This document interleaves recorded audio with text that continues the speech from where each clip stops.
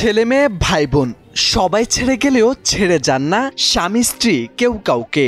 সবাই মুখ ফিরিয়ে নিলেও একসঙ্গে থাকেন শুধু স্বামী স্ত্রী।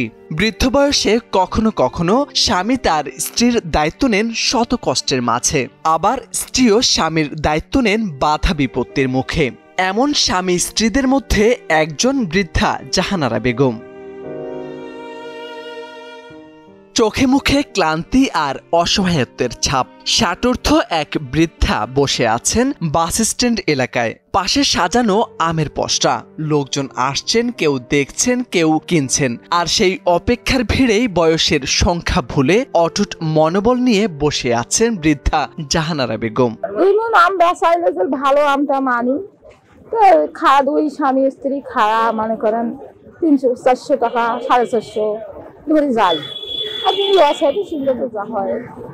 লালমনিরহাটের হাতীবান্ধা উপজেলার বাস স্ট্যান্ড এলাকায় বসে এসব আম বিক্রি করেন তিনি। রংপুরের মিঠাপুকুর উপজেলার সরকারপাড়া থেকে ট্রেনে চড়ে কয়েক মন আম নিয়ে আসেন জাহানারা। এ বয়সে কেন আমের ঝুড়ি হাতে জানতে এগিয়ে গেলে জাহানারা বেগম জানান, স্বামীর চিকিৎসার টাকা জোগাড় করতে শেষ বয়সে নিজেই নেমেছেন রাস্তায়।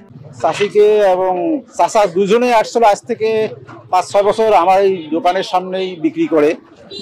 আমি মোটামুটি ওদেরকে চিনি।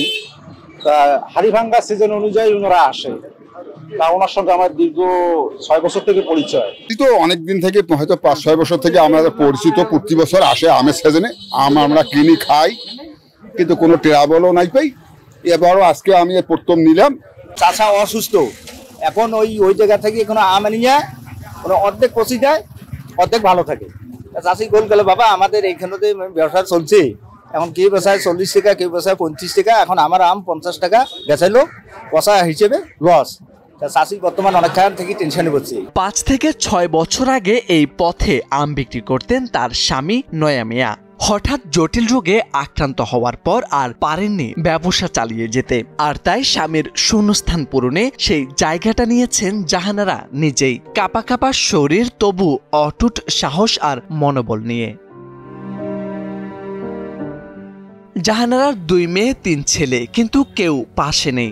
বিয়ের পর মেয়েরা আলাদা, ছেলেরাও মুখ ফিরিয়ে নিয়েছেন। বৃদ্ধা মা আর অসুস্থ বাবার জায়গা হয়নি তাদের সংসারে। চাইলে সন্তানদের বাড়ি যেতে পারতেন, কিন্তু পুত্রবধূদের খারাপ আচরণ, অপমান, অবহেলায় সেই সাহস হয়ে ওঠেনি। জাহানারার মতো মায়ের চোখে অশ্রু আর মুখে চুপচাপ জবাব। কেউ যদি স্বামীর চিকিৎসার দায়িত্ব নেয়, তাহলে অন্তত একটু শান্তিতে শেষ বয়সটি পার হতে পারবেন। আমার স্বামী অসুস্থ, মেডিকেল ভর্তি করার সময় মেডিকেল ঢাকা নির্ভর করেছিল, হাড়ের সমস্যা। আমাদের টাকা পয়সা কোনো কিছু নাই, সেই হিসেবে আমি এখানে করে আম বেছে নিয়ে গিয়ে টাকা পয়সা বাসে ধরে আসি। আমার ছেলে 3টে, মানে ছেলেরা ভালো, বইয়ের গোদ গেলে বেড়ার অশান্তি হয়, তালিয়া ধরা নাগে ডাং মায়ের হয়, ওই জন্য যাই নিয়ে মানে আমরা নিজে করি করছি। বাবা তোমার কাজে করার কোনো দরকার হয় না, আমি মায়ের ব্যাং হয়। বাবা আমার খুবই খারাপ না বলছে।